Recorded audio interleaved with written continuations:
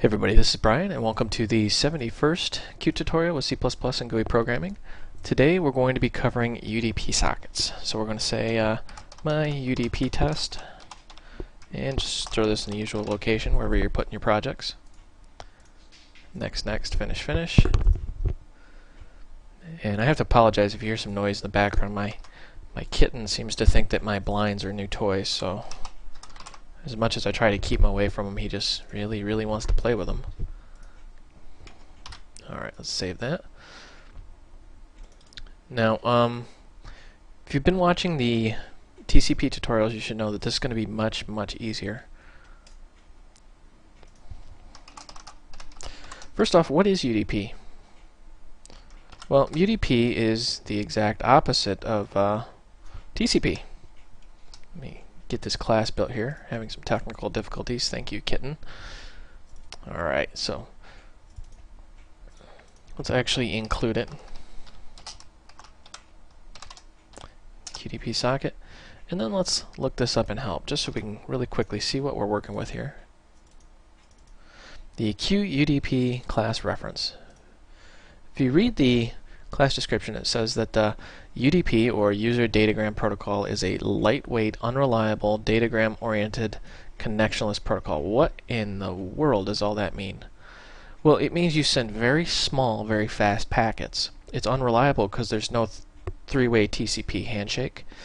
So you quite literally send your message out into the void that you call your network, and you have no idea if the end user ever got it. Well, that's kind of silly. Why would you use something like that? Well, UDP is incredibly fast. It's much faster than TCP simply because it describes you need small packets and there's no three-way handshake overhead. So you can just whip these out. Typically with UDP you'll do things like multicast and broadcast, where you'll send a packet out onto the network and you'll send it to the broadcast address and it'll just go everywhere. Or you'll use it to do things like ping. We've pinged servers before. That's actually a UDP packet.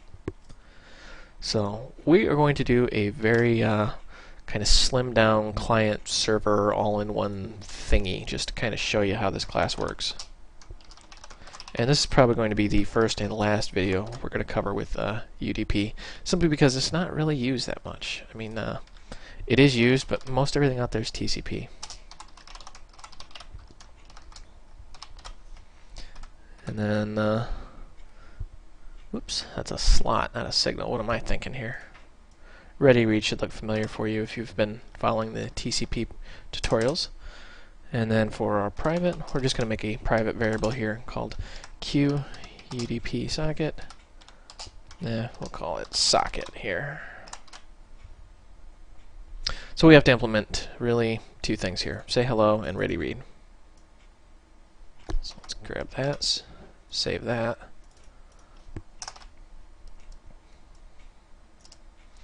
Little copy and paste magic here. Uh-oh. I can hear her in the background. My other cat sees that I'm on the computer and now suddenly wants my attention. Hey kitty, hold on guys, I'm sorry, I have to pause the video. Gotta pet the kitten. Okay, sorry about that. For some reason I am just invisible to this cat until I start working on something, and then, oh my gosh, she wants my attention. So we'll say socket equal new QUDPSocket. We'll give the parent of this. And this next part's going to take a little bit of explanation, if I can spell socket correctly. What we need to do with the UDP socket is actually bind it to an address and a port. Remember, you can have multiple addresses and multiple ports. So what you want to do is bind it to a specific address and a specific port. So we'll say Q host address, and we're just going to say localhost. Localhost is the equivalent of 127.0.0.1. And we're going to do port 1234. Now we need to connect our signals and slots. And we'll say socket signal ready read, and our slot's going to be this ready read. Very simple, very easy. Just doing that when we create the class, and then we want a a function here where we can quite literally just spit out some data. So we're going to say Q byte array, and this would be your datagram. We're just going to call it data. And then data append, and we're just going to say hello from UDP land. Maybe if I could spell from. My spelling's atrocious in these videos, I'm sorry about that. Now what we want to do is actually write the datagram out to the socket. So we'll say socket, write datagram, and you notice how we've got a couple properties we have to fill in here. Well, you have to say the datagram, and then you have to say where are you sending it to, because remember, you don't have a connection. So you can send this to just about anywhere. So we'll say Q host address localhost, our local loopback, port 1234. And that's all you need to really send data. Now you should know, if you want to broadcast something, you could really say, like, we'll say my IP address is 192.168.1.10. You could do what's called a broadcast address. It's 192.168.1.255. That will send it to pretty much everything out on your local subnet, if you know anything about subnetting. So before I get some emails about how do you broadcast, that's really how you do it. You just send it to your broadcast address, which is 255. Alright, now that we're sending something, we need to know when that data comes in. We've got our signals and slots hooked up. So when data comes in, ready read's going to get fired off here. So we got to say Q byte array, and we'll just call this buffer. And we need to resize this depending on what the size of the pending datagram is. That way we don't lose information. So we'll say buffer resize. And you notice how now it wants a size. Well, we can just say socket pending datagram size. And that's how you get the size of the datagram sitting in the socket waiting to be read. Now we just need a couple variables here. We'll say Q host address. And we're going to say sender, and we want, of course, a Q unsigned int 16. Oops, there we go. And this is going to be the sender port. Now, why do we need those? Well, when we do the next part, the read datagram, part of what it does is says who is it from and where did it come from. You'll see what I mean here in a second. We'll say socket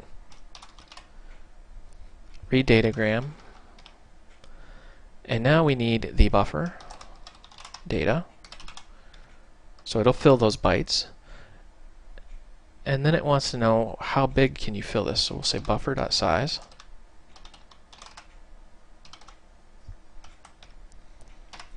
And now it wants a variable to shove the host address into, so we're just going to say sender. And we want to know the port, so we'll say sender port. That way we can collect all this information right there. So we're going to just, of course, do a QDebug. And we're going to say message from, and let's do this. And we're going to say sender, we want to know the address.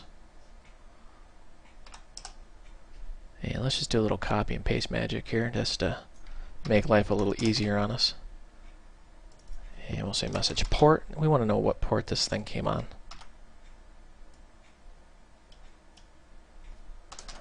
And there we go. Once again, I'm the victim of my gaming mouse. I love this mouse when I'm playing video games, but boy, does it make typing a pain sometimes. And we want to know the actual message that came in. So we're just going to throw the buffer back out here, just so we can see what's going on. Very, very simple class. When we call a constructor, we're just making a new socket, binding it to the address and port, and connecting our signals and slots.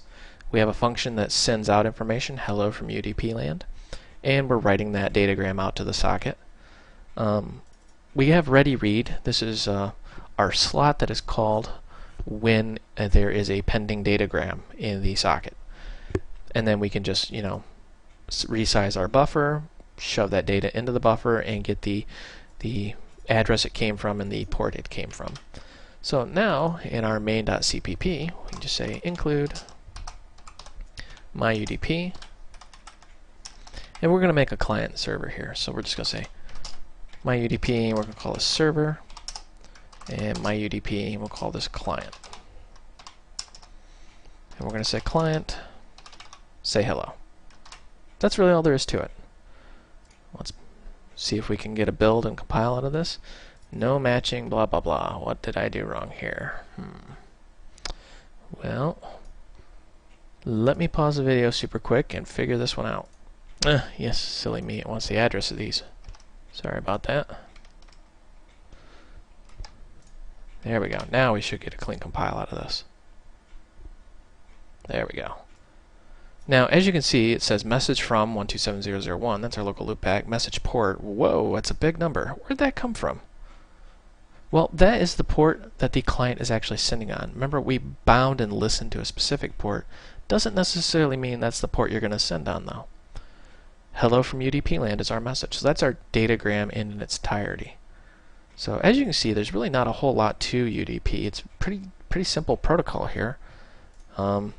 You really just need to bind to an address and a port, listen for a datagram, and then process it when it comes in. So that's really all there is. So this is Brian. Thank you for watching. I hope you found this tutorial educational and entertaining. And if you got any questions, comments, concerns, go ahead and send them to me.